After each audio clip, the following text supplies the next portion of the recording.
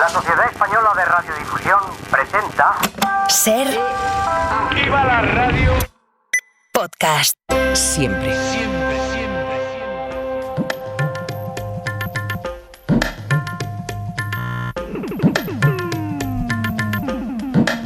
En la cadena Ser, Punto de Fuga.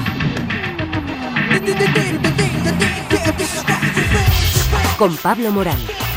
Hola a todos, bienvenidos a Punto de Fuga. Hoy vamos a dedicar buena parte del capítulo al Mossad, al poderoso servicio de inteligencia israelí que ha sorprendido al mundo entero por el extraordinario ataque de los Buscas y los walkie-talkies de Hezbollah y las posibles consecuencias que puede acarrear. Israel no ha reivindicado la acción, pero todo el mundo señala a su servicio de espionaje como el único capaz de ejecutar una operación de semejante complejidad. Interceptar esos dispositivos, meterles explosivos y detonarlos todos a la vez en el momento más inesperado.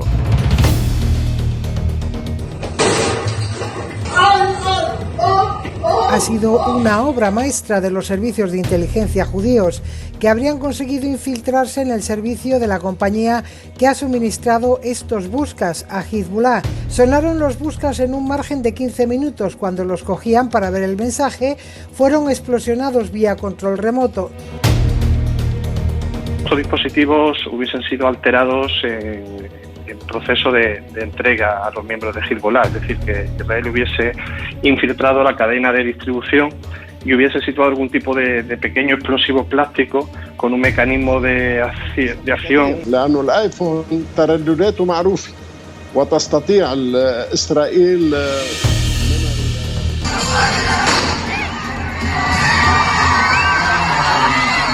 Y ha confirmado la muerte de 37 personas en total, 12 el primer día, cuando explotaron los Buscas, y los otros 25 ayer, en la oleada de explosiones de walkie-talkies, portátiles o paneles solares. De hecho, las autoridades libanesas han prohibido subir con Buscas y walkie-talkies en aviones. Ha detonado el ejército libanés de forma controlada aparatos sospechosos. The logic of making all these devices explode is to do it as a preemptive strike before a major military operation. מרכז הכובד עובר צפונה. המשמעותי. Este es el ministro de Defensa israelí, el que ha enmarcado esta acción atribuida al Mossad en una nueva fase de la guerra en Oriente Próximo. Esto no significa que el asedio a Gaza termine, todo lo contrario. Significa que hoy estamos más cerca que nunca de que la guerra se expanda en esa región. Hablaremos de ese riesgo enseguida, pero antes, el retrato del que todos señalan como autor del ataque, el Mossad. Fernando Cocho, analista de inteligencia y experto en seguridad, no tiene ninguna duda de quién está detrás. No, pocas dudas que esté una relación entre el Mossad y el Shin Bet, la contrainteligencia israelí, pero ellos no han declarado y no han reconocido y tardarán mucho en reconocerlo si es que lo reconocen. Pero todo el mundo, evidentemente, mira hacia donde hay humo y donde hay humo siempre hay fuego. Claro, y por otra parte es lo que suele hacer Israel, ¿no? Comentar o tratar de ignorar, ¿no? Estas operaciones en las que probablemente, como digo, aunque no tengamos confirmación de ello, sus servicios de inteligencia están involucrados. Esto ya ha pasado también. Sí, ha pasado muchas veces y la última, pues la superación del espacio aéreo de 3 países diferentes para atacar en Damasco la sede del consulado iraní. O sea que ya esto ya tiene antecedentes de hacer cosas y luego no declarar que se han hecho, ¿no? Claro, y Fernando, en particular esta táctica de provocar la explosión de dispositivos como los que hemos visto, ¿no? Esta semana, ya se había utilizado en alguna ocasión en el pasado, ¿no? Pero quizás no de forma tan masiva como hemos visto esta semana. Correcto, la forma que tenían habitualmente es por medio de una infiltración o por medio de alguien que ha sido pasado al otro lado o una información pagada, depende del caso, pues sí se había puesto, por ejemplo, explosivos en hoteles o en residencias que temporalmente, puntualmente, algún enemigo de Israel utilizaba y entonces cuando se detectaba su presencia se hacía volar, cosa que pasó hace poco con el número 2 de Hamas, ¿no? Este tipo de acciones se han hecho en otras ocasiones con móviles, llamémosle más rudimentarios, de los que eran más grandes, ¿no? Escondían explosivo plástico y cuando detectaban que ese teléfono funcionaba y la voz que salía a otro lado por interceptación de señales era de la persona que tenían, digamos, buscada o fichada, pues hacía explotar el teléfono. Y también los teléfonos inteligentes, con la geolocalización y con ciertos virus, se podían interceptar por medio de los drones y también eliminar a las personas con una mayor precisión. Pero el problema de los buscas es que tiene un sistema en el que solo se activa cuando recibes una llamada o un mensaje, es decir, funcionan por medio de radiofrecuencia. Y esa tecnología, que era muy segura, que supera por su sistema montañas y valles o orografía complicada y saturación de comunicaciones, pues ahora resulta que ha sido también vulnerada. Pero vulnerada no la comunicación, sino vulnerados los dispositivos. El kit de la cuestión no está en hacer explotar estos dispositivos por medio de una señal.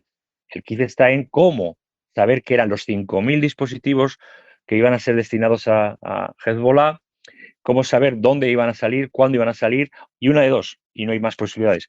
O se hacía en la fábrica, por lo tanto significaría connivencia de al menos operarios dentro de la fábrica, o se rompía la cadena de suministro en un tiempo récord y además de una forma en que no se dieran cuenta los receptores de que había sido manipulado esos dispositivos, romper la cadena de suministro, incorporarles el explosivo y mandarlos, y dejar el tiempo adecuado, el momento adecuado para explosionarlos de manera simultánea. Y justo 24 horas después es cuando Israel decide mandar tropas al norte de Israel y al sur del Líbano, por si Hezbollah pensaba algo de manera preventiva, o incluso ahora que Hezbollah está descabezado y con la paranoia de las comunicaciones y sin poder comunicarse entre sus equipos, pues a lo mejor es para Israel el momento de atacar. Esta es una versión que está extendida, ¿no? Incluso por el propio secretario general de Naciones Unidas. Esta es una acción preventiva de Israel para desorientar a su enemigo y ahora lanzar una operación militar a mayor escala. Claro, el tema está en que esos dispositivos, al ser explosionados, afectan a las personas o a otras personas que pudieran utilizar esos dispositivos puntualmente y no tienen que ver nada con Hezbollah, o a los que estén alrededor de estas personas. Por tanto, lo que ha dicho también la ONU es que no es justo utilizar de manera indiscriminada ese tipo de tecnologías porque inocentes pueden caer. Lo que pasa es que, evidentemente, si le explota a alguien de Hezbollah, estará rodeado seguramente en un 90% del tiempo por gente de Hezbollah. Fernando, ayúdanos a explicar a los oyentes algo más sobre el Mossad en sí, ¿no? Más allá de esta acción concreta que nos ha sorprendido a todos. Estamos hablando de, obviamente, un cuerpo envuelto en un enorme secretismo, pero ¿qué sabemos sobre sus capacidades o sus recursos con los que cuenta? ¿Qué nos puedes contar al respecto? El Mossad tiene un excelente marketing que ya ha utilizado muchas veces Hollywood, el apoyo también del hermano mayor de Estados Unidos, como siempre, y tiene dos peculiaridades muy interesantes. Hay que diferenciar entre el Mossad y el Shin Bet, ahora lo haremos, pero tiene dos peculiaridades muy importantes. Primero, Israel es un Estado, es un país, es una población que está en permanente alerta, en permanente concienciación de que son atacados. Es fácil ver por Tel Aviv, por otras ciudades, por Haifa, personas armadas que están haciendo el servicio militar obligatorio para todos, ¿no? Hombres y mujeres. O sea, que es una sociedad preparada.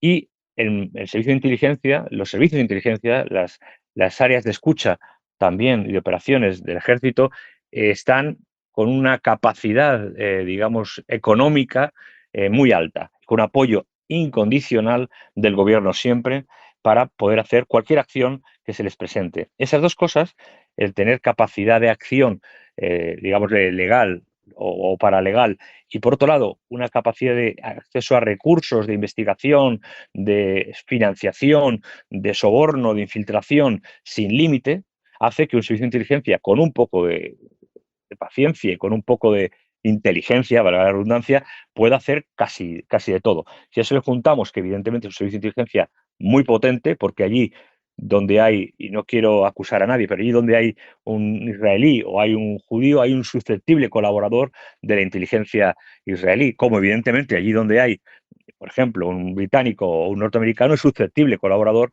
de la inteligencia norteamericana, británica o española o marroquí, etc. Entonces, depende de esa penetración social y capacitación económica y de infraestructura tecnológica, pues evidentemente Israel podrá hacer muchas cosas. Que todo el mundo es sabido, no por películas, sino por la realidad, que de manera continua, sistemática y permanentemente, día y noche, hay drones sobrevolando las zonas de Gaza y Cisjordania para escuchar comunicaciones, para hacer fotos, para hacer identificaciones, que luego valdrán, pasado el tiempo, con paciencia, para hacer cualquier operación que les pudiera servir. Por eso, y de eso viene la acción subterránea siempre de Hamás y los túneles de Hamás, donde ahí no pueden penetrar los drones. Bueno, y tú lo decías, ¿no? Cualquier opción sin límites, ¿no? Porque es una de las características que no importan las fronteras, no importa las leyes internacionales, actúa, digamos, con impunidad al final. Absoluta, impunidad absoluta. De hecho, solo se conoce en la época moderna, en la antigüedad, me refiero antes de la Guerra Fría, pues había más procedimientos, ¿no? Pero después de la Guerra Fría, incluso después de la caída del muro de Berlín, solo se conoce un caso, que es el caso de los turcos que penetraron en otro país para secuestrar a Öcalan, el líder del PPK, y llevarlo a la cárcel. Como tal, intervenciones de este tipo en otros países, de manera directa y que sea después conocida, que algunas que no son conocidas, solo lo ha hecho Israel y, en este caso, Turquía, ¿no? Pues te voy a pedir poner ejemplos, ¿no? Estamos todos sorprendidos por las explosiones de esta semana, pero ¿qué otras operaciones así sorprendentes que se sepan ha dirigido este servicio de inteligencia, Fernando? Pues una de las más famosas y más antiguas también es el jerarca Adolf Eichmann, que estaba refugiado, digámoslo, en Hispanoamérica, en Sudamérica, y fue captado, fue espiado y fue secuestrado y enviado a Israel para ser juzgado. Otro caso es el que además hay una película bastante interesante en lo que era el refugio de los judíos que estaban en el continente africano, en el Cuerno de África, y que por medio de una operación militar constante y permanente, tras la fachada de un hotel para turismo y para buceo, pues sistemáticamente sacaban a los judíos de esa zona, ¿no? Y sacaron como a 400, 500 judíos de esa zona sin que las fuerzas, digamos, de la otra parte pudieran hacer nada, porque lo hacían de manera muy, muy soterrada. Ejemplos como esos hay muchos en la historia, pero quizá lo que suele ser más común es los atentados en el exterior, ¿vale? No el secuestro, sino los atentados. Es decir, alguien que se cae de la ventana, como ocurrió en el caso del Ángel, que llaman el Ángel, que estuvo trabajando para inteligencia israelí, pero también para inteligencia egipcia, y se ganó honores en ambas partes, y 25 años después de sus operaciones cayó por la ventana de un hotel de Londres. O los casos, Fue un por accidente, ejemplo, de estos... ¿no? Sí, accidente, eso es. Bueno, accidente de una persona que tenía problemas de movilidad en las piernas, pero bueno, dejémoslo ahí. Accidente de jerarcas rusos, oligarcas, que se caen por la escalera, que se ahogan en sus yates, que se envenenan ellos mismos con veneno de topo, o que matan a su familia con un hacha y se suicidan con el hacha, y luego no hay huellas en el hacha. Cosas que ya conocemos, ¿no? Otros, más depurados, que son la otra parte, digamos, pues son infartos, son ahogamientos, que pasan por infartos y ahogamientos porque no son tan, llamémoslo así, descarados como la parte eslava, digamos, ¿no? Los rusos y esa zona. La zona occidental es más civilizada cuando quiere eliminar a sus enemigos. Me decías, Fernando, que hay que diferenciar entre el Mossad y el Shin Bet. ¿Cuál es la diferencia exactamente? El Shin Bet, que básicamente es la contrainteligencia o el servicio de inteligencia interior de Israel, es el que, por ejemplo, monitoriza sistemáticamente y permanentemente, junto con el ejército también, evidentemente, a Hamás. Ronald Barr, que es el director del Shin Bet, lleva desde hace, no sé, 30 años operando para luchar contra Hamás. Entonces, poca gente sabe tanto como Ronald Barr, o diría que nadie sabe tanto como Ronald Barr, de cómo funciona Hamás. De hecho, después de la incursión violenta y vamos, condenable a todo punto y en todo momento el 7 de octubre, ya se va a cumplir un año por parte de Hamás con esas brutalidades que hizo, Ronald Barr salió en prensa publicando en una conferencia de prensa diciendo que quizá, a lo mejor, no habían hecho el suficiente hincapié a los políticos del riesgo que había de que Hamás estaba haciendo algo, al igual que parece ser no se escuchó con suficiente importancia o interés el informe que la inteligencia egipcia mandó a Netanyahu avisando de lo mismo.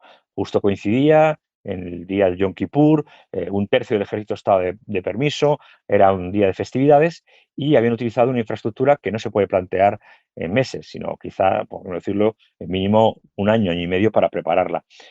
Entonces, diferenciar Mossad, inteligencia exterior, básicamente de índole militar, de acción militar, aunque también tiene acción civil, del Shin Bet, que digamos es la contrainteligencia, es decir, quién me puede perjudicar, dónde está, qué puedo hacer para neutralizarlo, conocerlo y qué vulnerabilidades tengo yo dentro de mi propio sistema. Eso es la contrainteligencia. Entonces, eso hay que diferenciarlo. Por supuesto, luego está la inteligencia de cada uno de los cuerpos y los servicios de información de cada cuerpo militar, las propias servicios o brigadas dedicados a vigilancia en Internet, vigilancia tecnológica, vigilancia con drones, etcétera. Pero eso ya son áreas muy específicas dentro del ejército.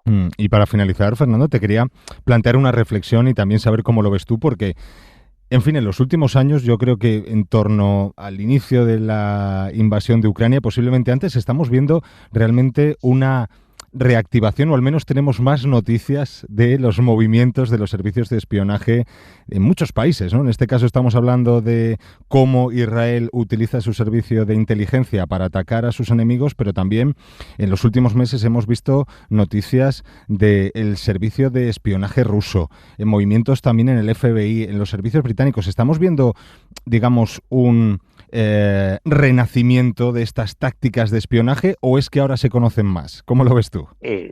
Se está, ambas cosas. Se está viendo más, hay más publicidad porque hay más movimiento. Se conocen más porque hay más movimiento y porque, desgraciadamente, estamos volviendo a la década de los 70, 60, 70, donde había muchísimo movimiento tras la Segunda Guerra Mundial y el comienzo de la Guerra Fría entre los servicios de inteligencia que estaban continuamente incordiándose unos a otros y generando pues bueno, disputas y asesinatos y todo tipo de picias, ¿no? Y ahora el problema es que geopolíticamente ha cambiado tanto el mundo. Ya Estados Unidos no es una potencia hegemónica, y hay un montón de semipotencias que unidas pueden generar muchos problemas y, por tanto, la reactivación de los servicios de inteligencia es crucial, porque son los que te van a permitir defenderte y ofender en el sentido de hacer ofensiva a tus enemigos a cualquier nivel. Y veremos a partir de ahora muchísimas acciones que saldrán en prensa, algunas y otras no, de inteligencia. No están reactivadas desde la época de la guerra de Ucrania, la lamentable guerra de Ucrania, sino ya llevan aproximadamente unas 7, 8 años con el refuerzo de las colaboraciones de lo que se llaman los 5 ojos, llamémosle la anglosfera, ¿no? Estados Unidos, Gran Bretaña, Canadá, Australia, Nueva Zelanda, correcto, y las alianzas que hay, por ejemplo, en los países nórdicos para la autodefensa de los países nórdicos y otro tipo de alianzas. Por tanto, sí, estamos en un renacer, pero ahora con las nuevas tecnologías mucho más agresivo y con la información de los periodistas, mucha más información. Fernando Cocho, analista de inteligencia, muchísimas gracias por acompañarnos estos minutos en Punto de Fuga. Nada, un placer, siempre a vuestra disposición.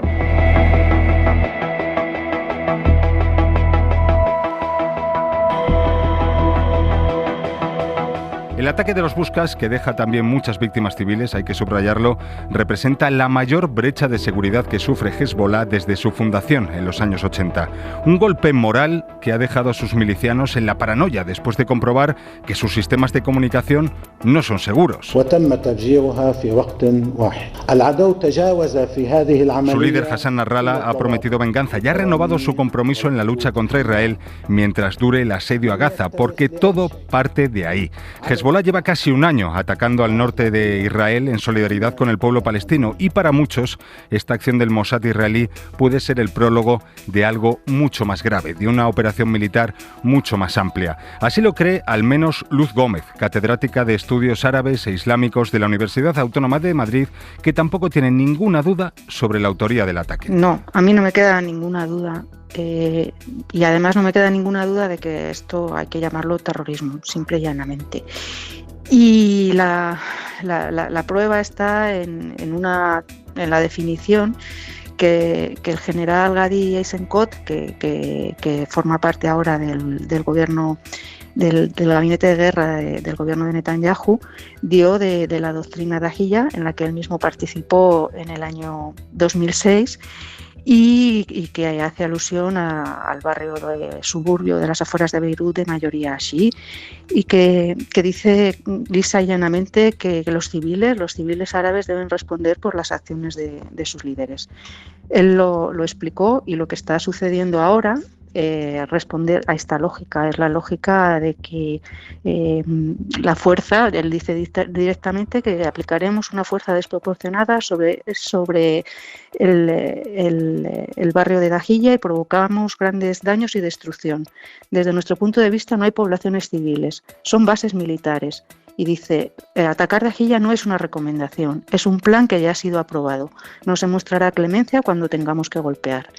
Esto lo dijo para 2006, él está ahora mismo en el gobierno, en el gabinete de guerra de Netanyahu, y es lo que está sucediendo. Es decir, Luz, que Israel tiene ya en el punto de mira estos barrios en los que se están registrando estas explosiones desde hace mucho tiempo, desde 2006, me dices. En 2006 fue este mismo barrio el que arrasó el ejército, en este caso bombardeando. Ahora la tecnología es otra, pero la lógica es la misma. La lógica es aterrorizar a la población, no respetar a los civiles y atentar directamente contra el corazón de Hezbollah, que es el grupo al que Israel considera terrorista y su enemigo número uno en la zona. Uh-huh. Oye, ¿estos ataques cómo pueden influir en la capacidad de Hezbollah? ¿Pueden mellar sus capacidades militares? ¿También su voluntad de seguir o no apoyando a Hamás mientras dure el asedio en Gaza? ¿Qué crees? Esto no va a cambiar podríamos decir lo que es la lógica de Hezbollah en su relación con la resistencia palestina, con Hamás, o incluso en su enfrentamiento con Israel. Va a cambiar seguramente la táctica. De hecho, bueno, los buscas eran unos sustitutos de los móviles para que no estuvieran localizados por GPS. Y ahora el propio Hezbollah ha emitido unas normas para todos sus miembros, que no solamente son civiles. Hezbollah es un partido político donde también tiene una rama militar, con hospitales, colegios, y a todos ellos les acaba de mandar, lo he leído en la prensa, una directriz en la que dice que todos los dispositivos inalámbricos tienen que ser chequeados y que se tienen que apagar todas las baterías. Esto va a cambiar la estrategia, por supuesto, pero no va a detener la política de Hezbollah de enfrentamiento a Israel, en la medida que Israel sigue ocupando una parte de los territorios del sur del Líbano que están en disputa y atacando directamente todos los días a los territorios del sur. Así que, bueno, cambiará la estrategia, como cambió en 2006 cuando se arrasó Dahiyya, pero eso no va a acabar con Hezbollah. No es eso lo que busca el gobierno israelí. Lo que busca el gobierno israelí es extender la guerra en toda la región. Claro, bueno, de hecho, horas antes, ¿no?, de los ataques que escuchábamos por parte de Israel, es que quería, digamos, zanjar y estabilizar, ¿no?, su frontera norte. Esto con estos ataques, ¿crees que no lo va a conseguir, obviamente? Claro, pero cuando Israel habla de zanjar y estabilizar su frontera norte, no está hablando de la frontera reconocida internacionalmente. Está pensando en invadir de nuevo el sur del Líbano, crear lo que ellos llaman una franja de seguridad y tapón. Esa es la seguridad y la manera que tiene el gobierno de Netanyahu de zanjar la situación. Y eso es inadmisible para el pueblo libanés en general y para Hezbollah en concreto, que son la población de mayoría del sur del país. Aunque también hay muchos cristianos, se nos olvida que en el sur del Líbano también hay pueblos que son de mayoría cristiana y a los que han llegado también los ataques del ejército israelí, o en este caso de los aparatos que indiscriminadamente han estallado. Claro, otra lectura que estoy viendo, ya es por lo último que te pregunto, Luz, es por el posible impacto psicológico que esto pueda tener, ¿no? La desconfianza entre los militantes de Hezbollah, porque es una lectura que también estoy viendo, ¿no?, bastante extendida. ¿Tú qué crees?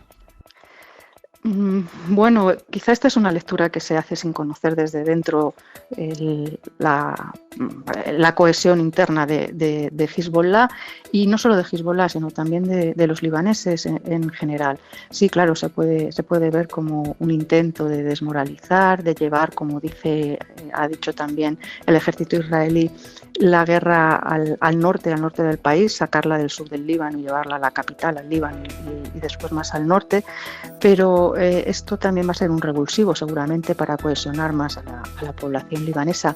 No olvidemos que Hezbollah viene siendo reconocido por los libaneses como el único grupo auténticamente nacional y de resistencia que ha defendido la integridad del Líbano frente a otros, tanto suníes como cristianos, a los que se acusa de simplemente vivir a costa del Estado y de las corruptelas que se genera. Así que es una lectura que posiblemente se revele equivocada, como sucedió en 2006 cuando finalmente Israel se tuvo que retirar y los objetivos que se había planteado no sirvieron para nada.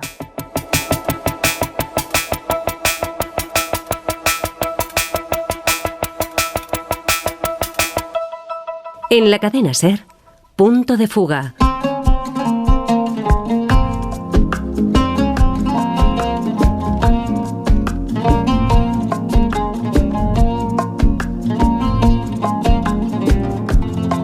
Bueno, y antes de despedirnos vamos a mirar al sur, a propósito del último intento de salto de la valla de Ceuta que el pasado fin de semana protagonizaron centenares de chicos que acudieron a la frontera respondiendo a llamadas que les animaban a intentar cruzar hacia España.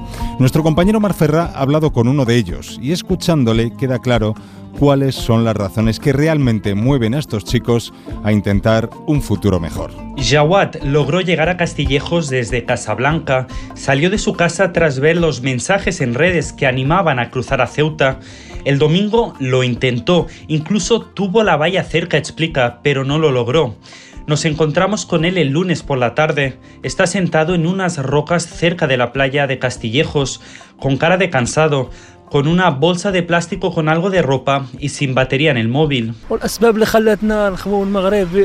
razones que me empujan a salir del país es la falta de oportunidades y la falta de trabajo. Tenía un carro para vender verduras y fruta, pero las autoridades me lo rompieron y me quitaron la balanza. Me lo quitaron todo. Ahora estoy con mis padres pobres que alquilan un apartamento. Aunque las redes sociales han logrado congregar a muchos jóvenes, son sobre todo las razones sociales las que los empujaron, y para ellos Ceuta o Melilla son las únicas opciones, porque para incluso intentarlo en patera necesitas dinero. Todos los que tú ves aquí, también los migrantes, son personas pobres. Ninguno de ellos tiene los medios. Si arriesgan de esta manera su vida, es que no tienen los recursos. Si tuvieran medios, se habrían ido con un visado o con un contrato de trabajo. Si no los tienen, se lanzan al mar, como yo ahora mismo. Yo no tengo nada. Si me preguntas, te juro que no tengo nada. Jawad empieza a enumerar todos los precios de productos que han aumentado, como la bombona de butano, que ahora vale unos 5 euros, el kilo de pollo va a 2,5, el desayuno cuesta 2 euros y comer 4, y todo lo que puede ganar vendiendo fruta o verdura en la calle son unos 8 euros diarios. Aquí no hay nada. Los precios son muy altos. ¿Cómo te puedes formar o hacer algo? Yo ahora tengo 22 años y todavía no tengo nada. Mis padres viven en alquiler. Me da vergüenza de entrar a casa y pedirles dinero, ya que ellos tienen 0 dirhams. Muchos de los jóvenes que intentaron cruzar vienen del Marruecos que no llegan a fin de mes, de las regiones donde hay menos trabajo. Cuando desde la frontera salían los buses llenos de detenidos, muchos, al ver las cámaras de vídeo, hacían un gesto con las manos como que lo iban a repetir, otros un ok con el pulgar o la V de victoria con los dedos. Nos lo decía Jawad y lo podemos leer en centenares de comentarios en las redes. Migrar, más que una acción, es una idea, y las ideas son difíciles de frenar.